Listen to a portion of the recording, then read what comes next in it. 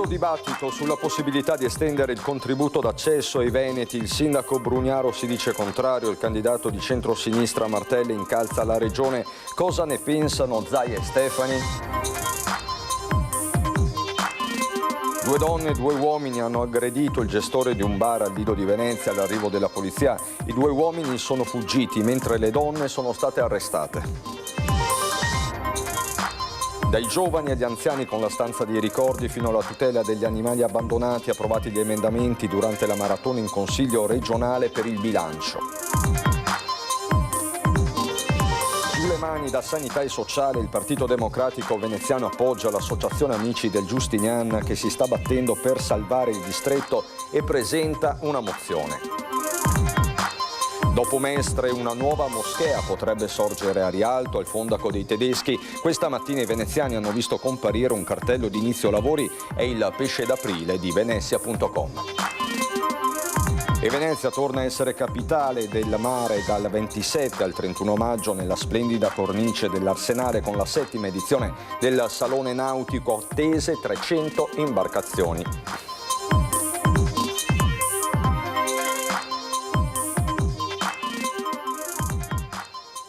Bentrovati, buonasera telespettatrici, telespettatori di Antenna 3. I temi dell'attualità in apertura di questa edizione veneziana dei nostri telegiornali, con il dibattito attorno al ticket d'accesso a Venezia, perché torna venerdì la tassa di ingresso in città con l'ipotesi stretta sui visitatori a partire dal prossimo anno.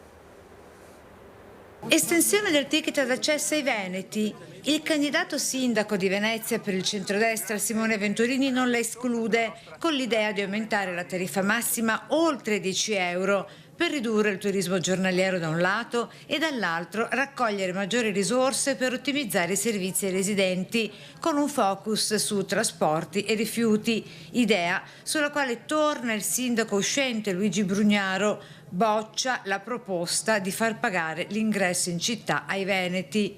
I veneti secondo me non devono pagare, devono prenotarsi e poi ci devono essere delle regole più stringenti. E va oltre, rilancia l'idea dell'ingresso in città superando previa registrazione dei varchi quali tornelli. Un domani se fare i tornelli, perché con la schedina tu passi, fa bip, se verse, vai avanti e indietro quanto vuoi. Secondo me in futuro i veneti è l'unica cosa che dovranno fare, prenotarsi in quelle giornate. Penso che sia il minimo della pena. Io sono di Mogliano, ok? Non sono veneziano, per cui non avrò. Se i veneti pagano anche a me, ok? Non credo sia il caso che paghino, non mi sembra un bel segnale. Secondo me i veneti, i veneziani, i veneti e tutti quelli che hanno diritto entrano gratis, quanto vogliono e dove vogliono. Poi come sarà, come si evolverà nel tempo, si vedrà. C'è chi parla di un biglietto unico, chi vuole toglierlo del tutto, dice non serve a niente. Ma non è vero che non serve a niente, perché abbiamo dimostrato al mondo intero la delicatezza di Venezia. E che dire della proposta di una carta dei servizi il cui costo comprenda anche, non soltanto, l'ingresso ai musei, già avanzata dall'avvocato mestrino Alessio Vianello dell'Associazione Futuri di Venezia. Ma non va bene a 35 euro, deve essere molto più alta, perché solo il museo costa 35 euro. Era Vianello quello però. Vianello, bravo, era Vianello quello, non so, viene scritto Vianello qua, scritto Brugnaro. Infine torna a spiegare perché venerdì prossimo tornerà il contributo d'accesso in città. Abbiamo anche fatto cassa con qualche milione, fatalità, ma non era quello l'obiettivo. L'obiettivo è quello di far capire al mondo intero che la città è delicata. Veneti e veneziani che anche quest'anno saranno esentati dal pagamento di questo ticket, ribadisce infine. I veneti non pagano niente. E sul ticket d'accesso esteso anche ai residenti in Veneto interviene pure il candidato sindaco del centrosinistra Andrea Martella, che parla di un'idea controproducente e senza senso. Vogliono estenderlo, vogliono aumentarlo e mi piacerebbe sapere davvero cosa ne pensa la Lega, cosa ne pensa Zaia rispetto ad una proposta che loro hanno voluto non fosse applicata ai veneti. Non piace la proposta di estendere il contributo d'accesso anche ai veneti, anzi accende ancora di più lo scontro tra chi il ticket l'ha prima ideato e poi applicato. Si continua a fare sperimentazioni senza avere un'idea reale di come si possa affrontare il tema dell'overtourism a Venezia. Io penso che il ticket d'accesso così non risolve il problema, fa fare cassa ma non diminuisce il numero dei turisti. Serve, secondo il candidato sindaco, un modo nuovo di gestire il turismo partendo dall'organizzazione della città. Il turismo è una grande forza per Venezia ma non può svuotarla, ed è per questo che non si risolve il problema con un ticket, ma si risolve programmando meglio i flussi turistici, si risolve diversificando le politiche turistiche, aumentando la stagionalità,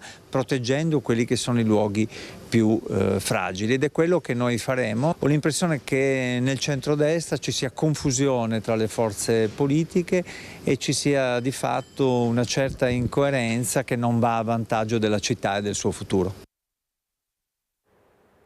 Dalla partita attorno a Farsetti a Palazzo Ferrofini, sede del Consiglio regionale, dove è in corso la maratona per l'approvazione del bilancio. Intanto sono stati approvati gli emendamenti della maggioranza, dai giovani al mondo animale, passando per il terzo settore e gli anziani.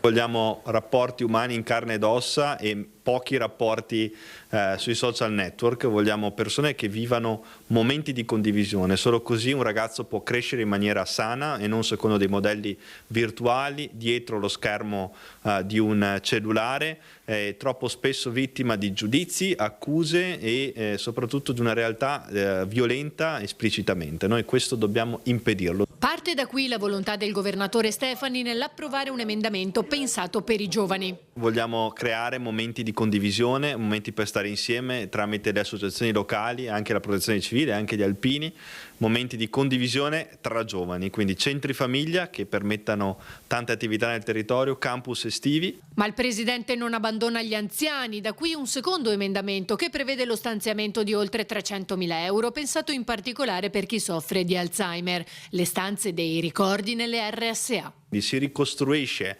una parte della residenza sociale per anziani così come era una volta, quindi con i mobili di una volta, le strutture anche delle case di una volta, per garantire a queste persone di poter ricordare com'era la loro vita ovviamente qualche anno fa, qualche decennio fa. Già in alcune RSA, soprattutto all'estero, questo è sviluppato e mi piace portare questa idea in Veneto e soprattutto poterla sviluppare nelle RSA pubbliche del nostro territorio. Infine, soprattutto in vista dell'estate, la lotta all'abbandono degli animali. Destineremo oltre 150.000 euro per strutture, rifugio per cani e gatti abbandonati, e quindi potenziando questi strumenti che permetteranno anche di risparmiare alla Regione. Oltre agli emendamenti del governatore Stefani, al lavoro anche gli assessori regionali. Con l'approvazione poi del bilancio noi partiremo con una serie di avvisi e bandi legati agli enti locali. Penso a tutto il tema dell'aggregazione dei servizi, dei comuni che si fonderanno oppure che si metteranno in unione o si convenzioneranno, al tema delle conferenze dei sindaci, e quindi un tema di interesse per alcune aree in particolare dove abbiamo posto un'attenzione particolare in questi mesi. Penso al Veneto orientale, alle aree di confine. Il tema della scadenza delle concessioni idroelettriche in Veneto nel 2029. Stiamo ragionando per realizzare un'iniziativa propria, Regione Veneto, magari attraverso una società di natura pubblica, magari partecipata anche dai gestori, in modo che ci sia un ritorno importante per le imprese venete e per l'economia veneta e per le famiglie venete.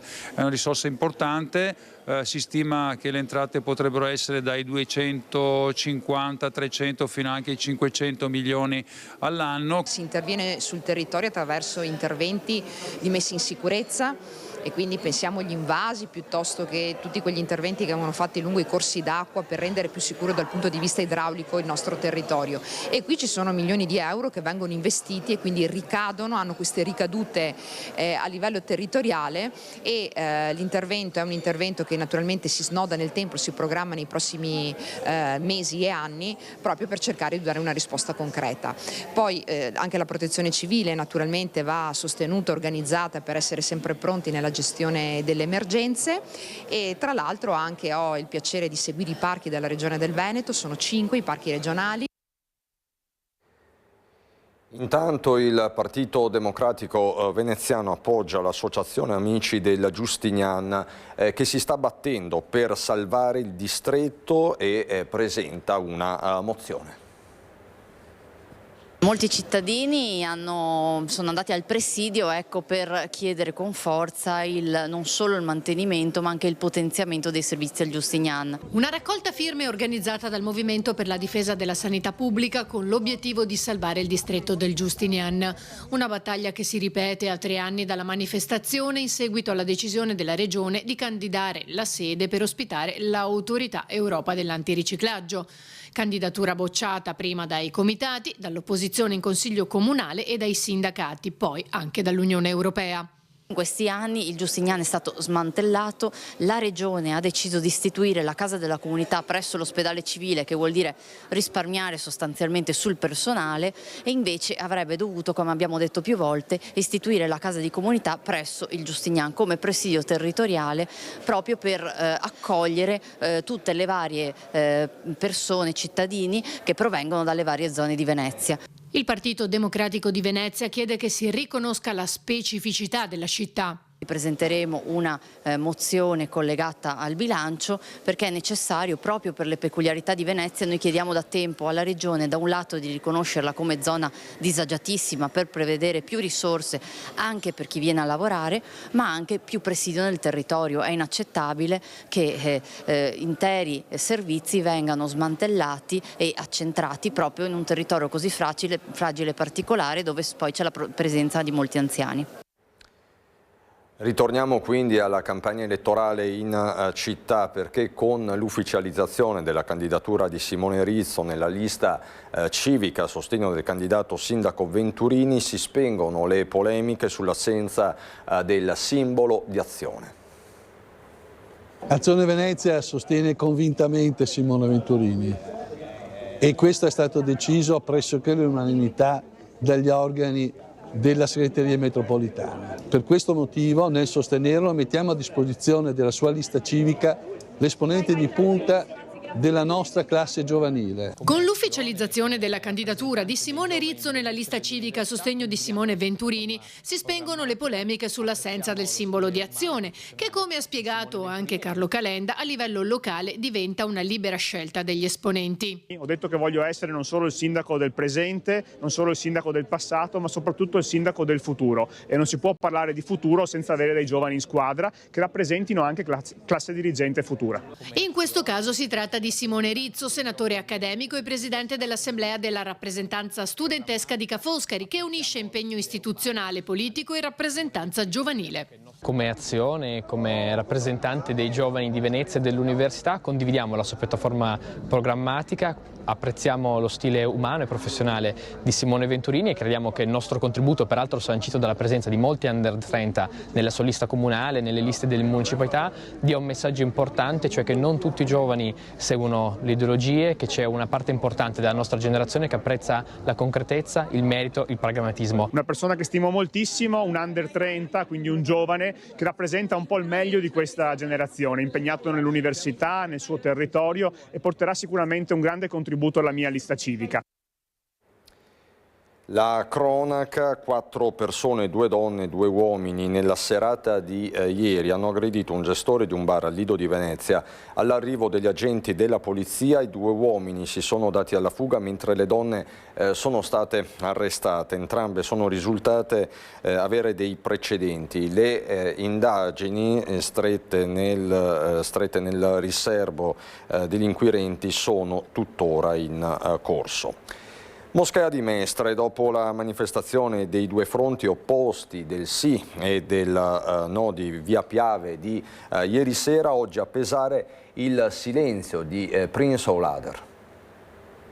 È la risposta di una città antifascista a una provocazione di Forza Nuova, una provocazione di un movimento fascista che predica soltanto violenza, discriminazione e razzismo. Da una parte il presidio dei centri sociali invoca integrazione, dialogo e libertà di culto, dall'altra il fronte del no con la mobilitazione di Forza Nuova Veneto contesta la realizzazione della moschea di Via Giustizia in nome della sicurezza e dell'identità del territorio. Ci ritroviamo dall'altra parte che vengono contro sempre con la storiella del fascismo, contro Mestre antifascista. Qua non è più un discorso del fascismo o non fascismo, non siamo qua perché quello che sta succedendo a Mestre, tra l'altro uno scandalo politico a nostro parere, perché comunque Prince era dentro alle liste comunali di Mestre proprio con Fratelli d'Italia, quella Fratelli d'Italia che fa lo scambio di voti con 4.000 voti che doveva portare su Prince, in automatico doveva andargli la concessione della moschea.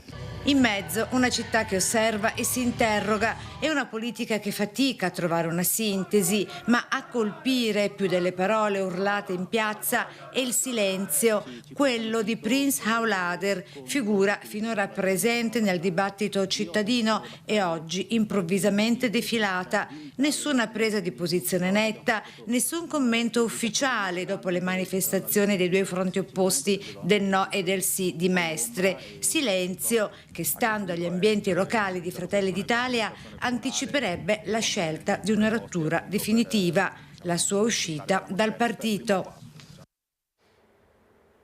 I temi dell'economia: scatta da oggi l'obbligo di adempimento delle polizze anticatastrofe per le micro e piccole imprese. Le imprese veneziane e polesane sono contro la norma che non tutelerebbe i territori di pianura e laguna.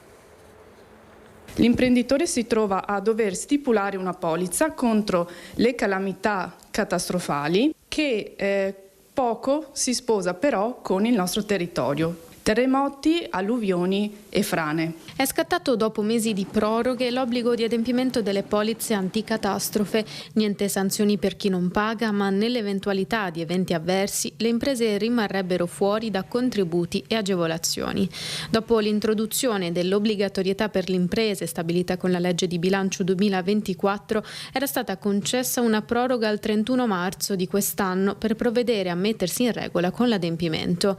La normativa è valida in tutta Italia e così anche in Veneto, dove ci si è adeguati ma non senza malumori. Tra molte polemiche si sono adeguati, molte polemiche perché viene vista dall'imprenditore come un ennesimo fardello, un adempimento e una tassa ulteriore a carico delle imprese. Obblighi che prevedono coperture in caso di eventi poco presenti in pianura. Per questo, in vista dello scadere della proroga, Confesercenti Venezia Rovigo si è organizzata per venire incontro agli imprenditori. La polizza non ha un costo eccessivo, ma ha poco senso per gli imprenditori di pianura perché nelle nostre zone geografiche sono poco frequenti questi tipi di eventi calamitosi e quindi noi come associazione di categoria, per dare un senso alla stipula della polizza, abbiamo creato dei pacchetti con le principali assicurazioni nazionali per includere nella polizza anche gli allagamenti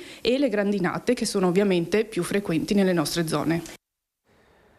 A fine maggio Venezia si prepara ad accogliere la settima edizione del Salone Nautico.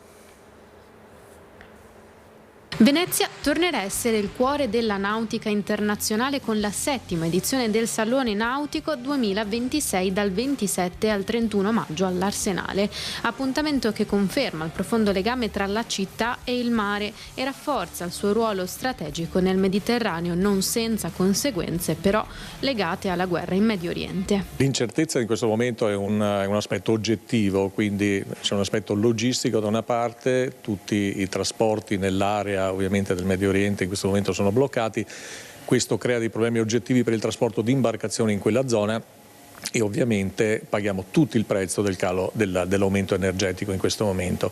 Detto questo, il Salone Nautico di Venezia quest'anno sarà un po' la cartina tornasole per vedere la bontà, diciamo, della domanda a livello Europa. Promosso dal Comune, organizzato da Vela SPA in collaborazione con la Marina Militare, il Salone si presenta con numeri solidi, attese circa 300 imbarcazioni, di cui 240 in acqua e 270 espositori provenienti da tutta Europa.